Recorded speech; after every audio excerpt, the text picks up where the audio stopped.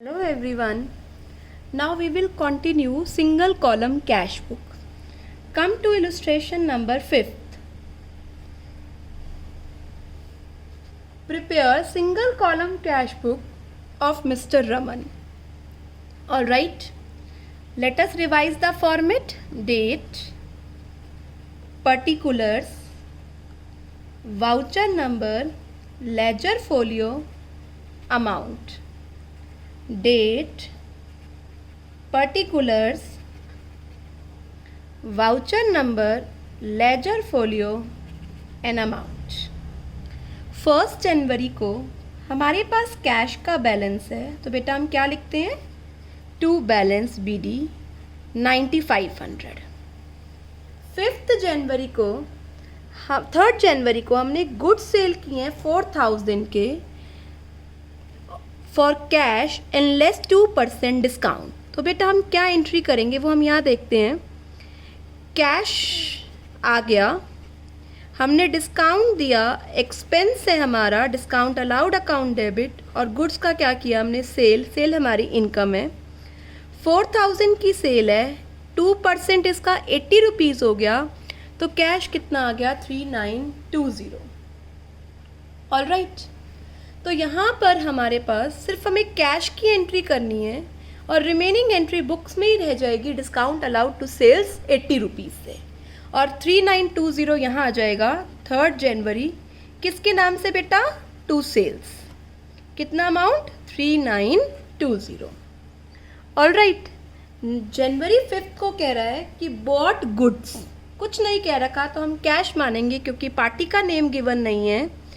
5 जनवरी को हमने यहाँ पर क्या लिख दिया? To purchases. कितने रुपए से? 4000. नेक्स्ट आता है हमारे पास कैश रिसीव हुआ सुनील से और उसे डिस्काउंट अलाउ किया, तो क्या एंट्री करी बेटा? कैश आया, डिस्काउंट अलाउड किया, cash account debit, discount allowed account debit to Sunil. 6700, 300, 7000. तो बच्चे हम 7 जनवरी को यहाँ पर क्या लिखेंगे? टू सुनील. कितने रुपए आए सुनील से? 6700. ऑलराइट. और ये एंट्री 300 से एज इट इज़ जर्नल में रह जाएगी. नेक्स्ट आता है 10 जनवरी को हमने राम स्टोर को पे किया और डिस्काउंट रिसीव किया, तो क्या एंट्री हुई? Ram store is receiver. Cash गया और उसने हमें डिस्काउंट दिया, तो ये क्या है? डिस्काउंट रिसीव्ड है. 4800 का कैश, 200 का डिस्काउंट, और यहाँ कितना अमाउंट आ जाएगा? 5000. तो cash going out to Ram store on 10th of January हम क्या लिख देंगे? By Ram store. कितने से बेटा? 4800 से. तो ये एंट्री 200 रुपीज़ से जर्नल में रह जाएगी. ऑलराइट. नेक्स्ट आता है 12th ऑफ जनवरी को बॉट किया मोहन से 6000 के गुड्स 2% कैश डिस्काउंट. क्या एंट्री करी बॉट करने की? Purchases debit. डिस्काउंट मिला है हमें और हमने कैश पे किया है, to cash account, to discount received. बेटा 6000 की परचेज है, 2% हो गया 120, तो आपने कितना अमाउंट पे किया? 5880. तो यहाँ पर लिखिए आप 12th ऑफ जनवरी को बाय परचेजेस कितने से बेटा? 5880, और ये एंट्री 120 से जर्नल में रहेगी. ऑलराइट. 15th जन को आपने फर्नीचर परचेज किया क्रेडिट. बेटा फर्नीचर परचेज किया, क्रेडिट परचेज कैश बुक में नहीं आएगी क्योंकि cash is not going out. 18 जनवरी को आपने वेजेस पे किया, रेंट पे किया, तो 18 जनवरी को आप अलग अलग नाम से लिखिए. टू वेजेस, आपने वेजेस कितना पे किया? 2000. बाय वेजेस, बाय रेंट कितने से बेटा? 1000. Alright. Hope you understand these transactions. Come to 21st January. 21st जनवरी को कैश रिसीव किया गोपाल से 2% कैश डिस्काउंट पे. तो क्या एंट्री हो गई, कैश रिसीव किया, कैश डेबिट, किससे रिसीव किया है, गोपाल से, और डिस्काउंट दिया है, discount allowed account debit. After discount amount given है 4900, ठीक है। तो लेना कितना था ये बता नहीं रखा, तो कैसे करेंगे बेटा, look at here, receive cash from Gopal. पहले चेक करो आपने गोपाल को कुछ सेल किया है ऊपर, यहाँ पर तो बच्चे कुछ भी गोपाल से रिलेटेड गिवन नहीं है, तो कैसे निकालेंगे, लुक एट हियर, 4900 2% डिस्काउंट पर है, तो मतलब कितने पर है, 98 पर, तो 100 पर कितना, ये अमाउंट आएगा 5000। गोपाल में डालो 5000, डिस्काउंट पे कितना लिखेंगे 100, पर हमें कैश बुक के लिए तो यहाँ पर यही पता होना चाहिए था कि कितना कैश रिसीव हुआ, टू गोपाल, गोपाल से कितना आ रहा है 4900, ऑल राइट। और ये entry as it is books of accounts में रह जाएगी जर्नल में। नेक्स्ट आता है इंटरेस्ट एंड कमीशन रिसीव करी है, तो इंटरेस्ट एंड कमीशन रिसीव करने से कैश आएगा, तो लिखिए टू इंटरेस्ट, कितने से इंटरेस्ट रिसीव किया 200, टू कमीशन, कितने से कमीशन रिसीव किया 300। अब वही चीज़ आपको रिसीट्स और पेमेंट को मैच करना है, रिसीट्स और पेमेंट को मैच कर रहे हैं, तो यहाँ कम अमाउंट आ रहा है, तो जितना डिफरेंस है इन दोनों का वो यहाँ डाल दीजिए 7840, और दोनों जगह सेम टोटल लिखिए 25,520, 25,520। नेक्स्ट मंथ ये बैलेंस ओपनिंग बैलेंस होगा 1 फेब को, ये उतार लीजिए 7840। ऑल राइट स्टूडेंट, यहाँ हमारा cash book single column complete हो गया और आपने इसके क्वेश्चंस भी कर लिए होंगे। जो डाउट्स हों बेटा मुझे व्हाट्सअप कर देना। आज हम सीखते हैं double column cash book. All right, double column cash book. Double column का मतलब है जिसमें 2 कॉलम हो। 2 कॉलम किसके हों, कैश का हो और बैंक का हो। ऑल राइट बच्चे, तो अब बैंक वाली सारी एंट्रीज भी 2 कॉलम कैश बुक में आपको करनी है। ऑल राइट, तो इसके कुछ रूल्स हैं, 1 बाय 1 कर हम रूल्स डिस्कस करते हैं। सबसे फर्स्ट रूल है, जो बैंक अकाउंट है वो पर्सनल नेचर का अकाउंट है। पर्सनल नेचर का रूल होता है debit the receiver and credit the giver.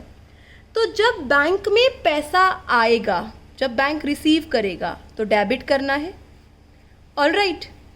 और जब बैंक पेमेंट्स करेगा तो बैंक गिवर होगा, तो क्रेडिट साइड पर क्या रिकॉर्ड करनी है, पेमेंट्स। ऑल राइट मैम, ये तो कैश बुक की तरह है। बिल्कुल बेटा, चेक आएगा डेबिट, चेक गया क्रेडिट।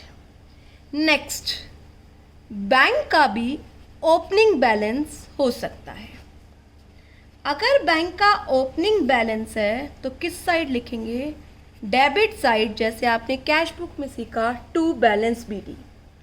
कई बार क्रेडिट बैलेंस या बैंक ओवरड्राफ्ट गिवन होता है, कैश का क्रेडिट बैलेंस नहीं हो सकता बेटा। ऐसा कैसे हो सकता है ना, कैश नेगेटिव हो रहा हो, पर बैंक तो आपको फैसिलिटी देता है इसलिए बैंक नेगेटिव हो सकता है। तो अगर क्रेडिट बैलेंस है तो क्रेडिट में उतारना है, क्या लिखना है, बाय बैलेंस बीडी। ये क्या है, बैंक ओवरड्राफ्ट है, बैंक का क्रेडिट बैलेंस है। और कुछ नहीं कह रखा तो क्या मानना है, डेबिट बैलेंस है। ऑल राइट, स्पेशल कह रखा है क्रेडिट बैलेंस है तो बाय में उतारना है, क्रेडिट साइड। अब मैं आपको बताती हूँ कुछ कॉन्ट्रा एंट्रीज।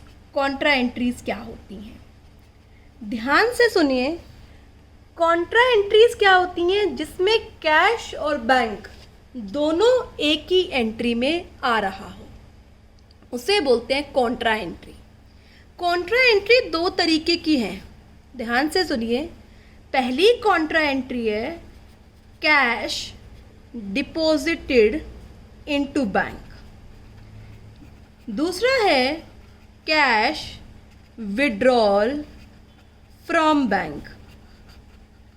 कॉन्ट्रा एंट्रीज होती हैं जिसमें एक ही एंट्री में कैश और बैंक दोनों चीज़ें आ रही हो। अब कैश डिपॉजिट कराया आपने बैंक में, बैंक इज रिसीवर, क्या एंट्री हो जाएगी?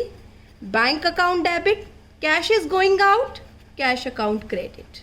ऑलराइट, ये मेरी कैश बुक का फॉर्मेट है। यहाँ मैंने कैश का अमाउंट लिखा, यहाँ बैंक का अमाउंट लिखा। ऐसे ही यहाँ कैश का अमाउंट, बैंक का अमाउंट क्रेडिट होगा। बस डबल कॉलम में ये होगा, एक साथ दो दो कॉलम बन जाएंगे।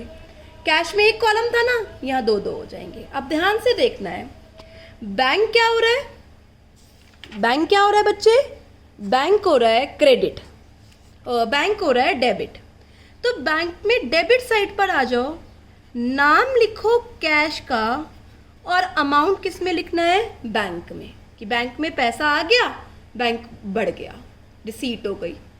अब दूसरी चीज़, कैश कम भी तो हो रहा है ना, कैश क्या हो रहा है? क्रेडिट। क्रेडिट साइड पर आ जाओ, वर्ड क्या लिखो? बाय बैंक, और कॉलम किसका लेना है? क्या कम करना है? कैश। मतलब बैंक में पैसा बढ़ा दो कैश के नाम से और कैश में कम कर दो बैंक के नाम से। ऑलराइट, और लेजर फोलियो में क्या लिखना है? सी का मतलब है कॉन्ट्रा। ये कौन सी एंट्रीज है? कॉन्ट्रा एंट्रीज हैं। लेजर फोलियो में इनके साथ क्या लिखना है? सी स्टैंड फॉर कॉन्ट्रा। ऑलराइट, ऐसे ही करो अगर कैश विड्रॉ किया है। अब आप कोशिश करो, ये कैश विड्रॉ किया है बैंक से तो कैश बढ़ गया, कैश अकाउंट डेबिट। बैंक से विड्रॉ किया है तो बैंक कम हो गया, बैंक गिवर है, क्रेडिट। फिर से हम बनाते हैं फॉर्मेट, यहाँ कैश, यहाँ बैंक, ये लेजर फोलियो, ऐसे ही कैश, बैंक, और यहाँ क्या आएगा? Ledger folio. ऑलराइट, अब फिर से पोस्टिंग करो। कैश क्या हो रहा है? डेबिट। डेबिट साइड पे आ जाओ, किसका नाम लिखो? बैंक का, और कॉलम किसका लेना है? कैश का। ऑलराइट, बैंक क्या हो रहा है? क्रेडिट हो रहा है। क्रेडिट साइड पर आ जाओ, वर्ड क्या लिखो? बाय कैश, और कॉलम किसका लेना है? बैंक। कैश में पैसा आ गया, बैंक से कम हो रहा है, यहाँ पर कैश और बैंक दोनों इफेक्ट हो रहे हैं, तो इसके सामने क्या लिखो? C stand for contra, contra entries. तो कॉन्ट्रा एंट्रीज वो होती हैं जहाँ कैश और बैंक दोनों ही साइमल्टेनियसली इफेक्ट हो रहे हों। ऑलराइट, कॉन्ट्रा एंट्रीज कब होंगी? जब डबल कॉलम कैश बुक होगा। आगे चलते हैं, अब बात करते हैं, कोई चेक आपको रिसीव हुआ है। ध्यान से सुनना मेरी बात, कोई चेक आपको रिसीव हुआ है और आपने सेम डे बैंक में जमा करा दिया। क्या लिख रही हूँ? ध्यान से लिखो अपनी नोटबुक में, check received from customers and deposited into the bank on same day। 20th जनवरी को आपके पास एक चेक आया था बच्चों, और 20th जनवरी को ही वो चेक आपने बैंक कर दिया, मतलब बैंक में जमा करा दिया। तो आप क्या करेंगे? चेक आया था, सपोज करो राम से आया था, तो आप क्या एंट्री करेंगे? राम से चेक आया, bank account debit to Ram, और जब आप कैश बुक विद 2 कॉलम्स बनाएंगे तो यहाँ दिखा देंगे टू राम बैंक कॉलम में। ऑलराइट, बट बात यहाँ नहीं है। क्या? अगर चेक रिसीव हुआ और डिपॉजिट नहीं हुआ same day, not deposited into the bank on same day, same day को जमा नहीं हुआ तो क्या करेंगे? अगर सेम डे को जमा नहीं हुआ तो हम इसको बोलते हैं चेक इन हैंड। क्या बोलते हैं?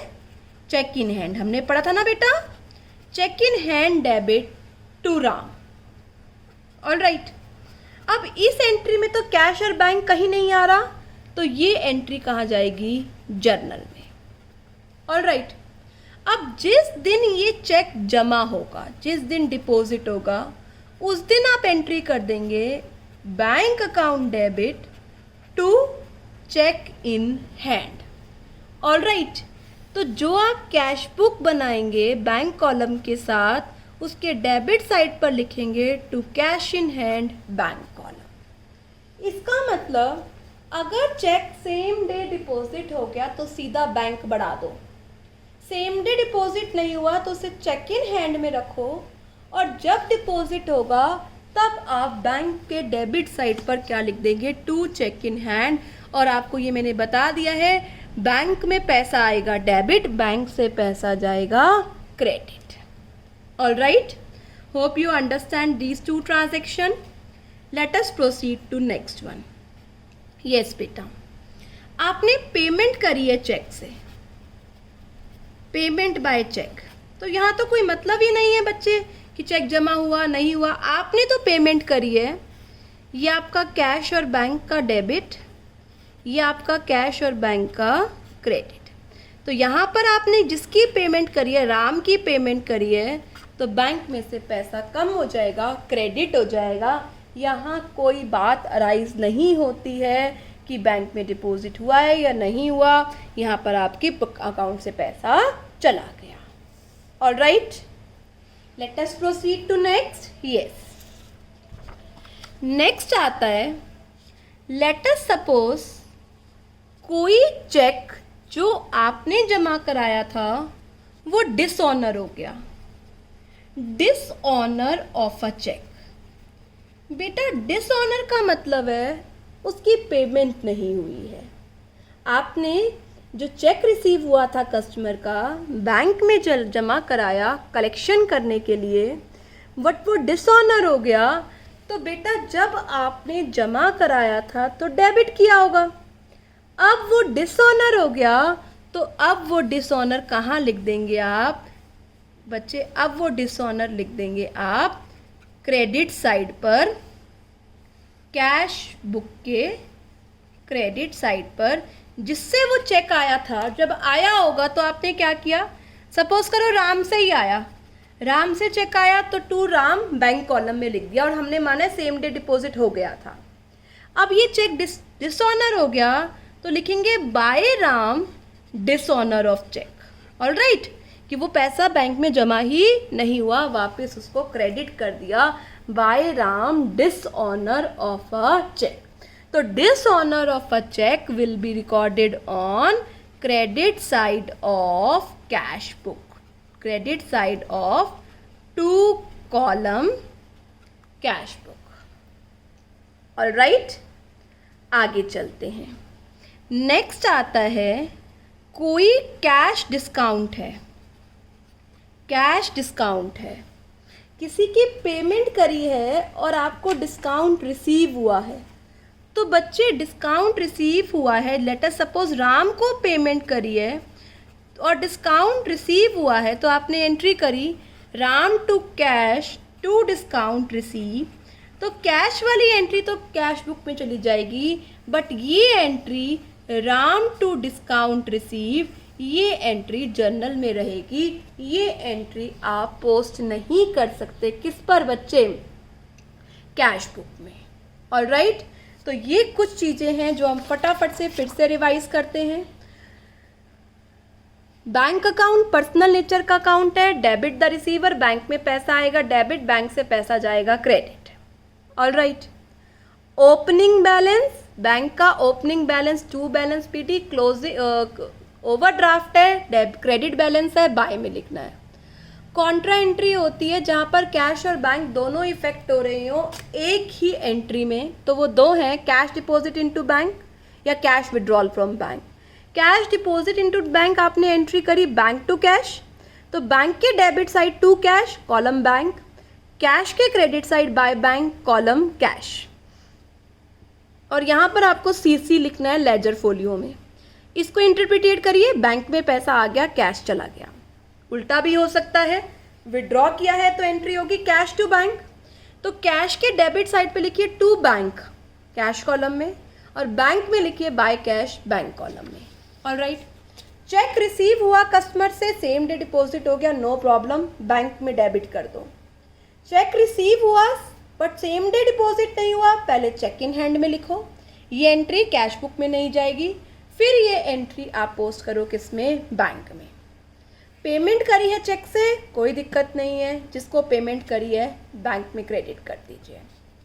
नेक्स्ट आता है हमारे पास डिसऑनर हुआ चेक का।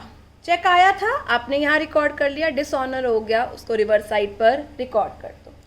जो भी आपने डिस्काउंट अलाउ किया है या डिस्काउंट रिसीव किया है बेटा, डिस्काउंट अलाउड या डिस्काउंट रिसीव्ड, ये एंट्री जर्नल में जाती है, ये एंट्री यहाँ रिकॉर्ड नहीं होगी।